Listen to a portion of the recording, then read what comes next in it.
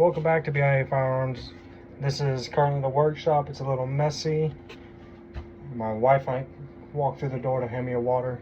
You might see my wife. But today, it is Saturday, almost Sunday. And this is for FTT 100, week 7's assignment. Thank you. It's always good to stay hydrated. But in this assignment, we're going to go over the 8 firing sequences. I'm going to go over some parts in the firearm, and I'm also going to show y'all how to clean it. This is a 9mm polymer handgun. I'm currently not showing it right now because I'm not using it. Once I drop back up to my normal setup, y'all see that the area is clear from live ammunition, and the only things I have out is what I'm going to clean this firearm with for the time being. Alright, let's get to it. Okay, as you can see, there is a mag inside. So for right now, it is pointed in a safe direction. I have little red bullets inside of it, as you can see. These are snap caps. They're going to help me demonstrate the functionality of it. But as you can see, there is no ammunition inside whatsoever. I'm going to release this back forward. My finger is on the trigger. And just for this part right here, my hand's out of the way. I'm going to load this magazine with the snap caps in it. Right now we are going to go over feeding and chambering. I don't remember all of them off the top of my head. But as the magazine goes in, and you see this lovely little red, I'm going to try to do this as slow as possible. That red tint right there, this is feeding. And when it sits like that, that means it is chambered, it is on fire. But when it's chambered, it's also locked, meaning I could drop this mag, smack it, my bullet's not falling out. We're going to go over firing. That's when I take my finger right here, pull the trigger, boom, magically, poof, right over there is now gone. But that is the firing. Next comes unlocking. Unlocking, extraction, and ejecting. As you can see, I'm trying to move this as slow as possible. That now shows that this is unlocked. Imagine that lovely casing right there has already been spent. You see right here, that is the extractor. As soon as I pull it fully back, boom, it's extracted and ejected. And the next thing is, that round's going to go right on through. Since I moved everything slowly, as you notice, the gun did hesitate a little bit to go forward. But that's only because your firearm's meant to operate faster. So, now this is real speed on actual ejection, because we had, I believed I named all of them, but here's the actual reality of it ejecting. That moves up faster, and as we can see now, again, it's clear. It's in safe. It's not going to, well, it's not as safe, but there's nothing to go and trigger it. But upon the next one, well, no, I'll show the field stripping.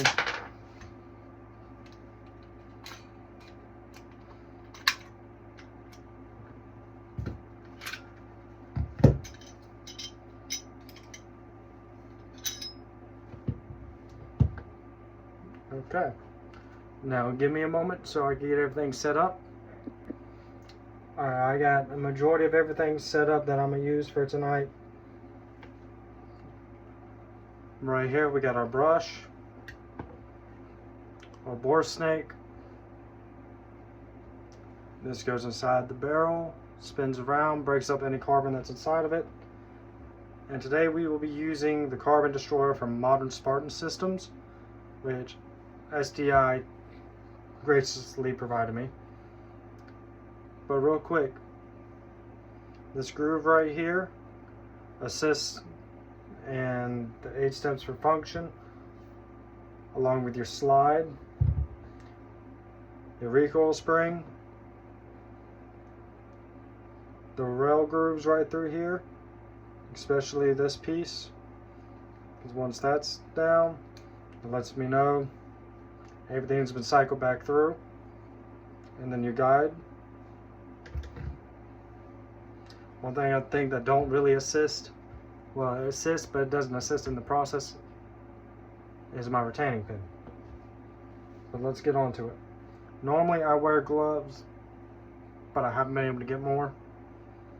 So we're going to take a dab of this carbon destroyer. We're going to place it right there. As you can see, it's already leaked out throughout the barrel. Let me pay attention to right here. As I've said before, I have cleaned this firearm. I clean it religiously whenever I'm bored. It's just a good habit of mine to always want to keep my firearm clean. It appears to me I'm also missing a little bit of CLP because I'm not going to use the accuracy oil due to the fact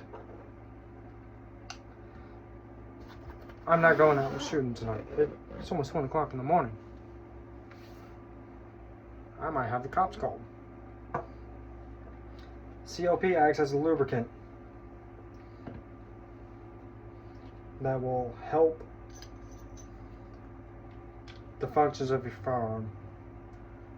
As you can see, you insert the bore snake right through. You got your handle right here. You slide that on down, take it all the way through, and you pull.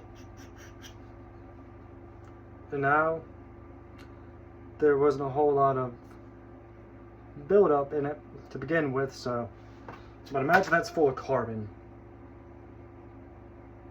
And as now you can see clearly through it, there's no more carbon. I'm going to take this right here, again another carbon destroyer. This is what I do, but this is just personal preference. Everyone has their own style of doing it. The proper way through the textbook is the best way to go, but for right now, I just need to get this done real quick.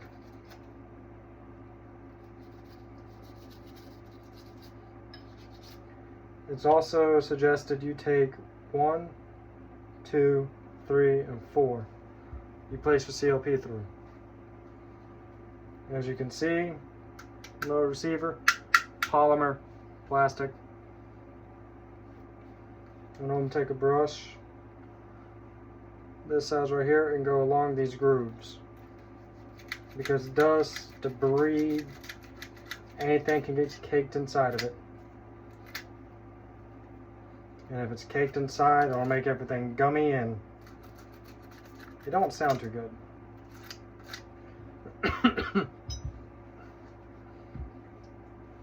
But that's, to me, is the basics. I'm going to apply CLP and then call this video it. I had to trim it down a little bit, so, but we'll take 1, 2. I like to go around my barrel, take it through my hand, give it that nice shiny coat, and then take the spring right here, because the spring also gets dirty. We'll take this cloth right here, microfiber, and I normally take the spring through it. As you can see, as barely anything comes off of it. It didn't need to be clean.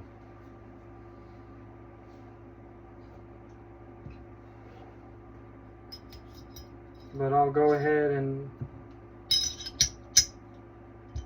reassemble the firearm.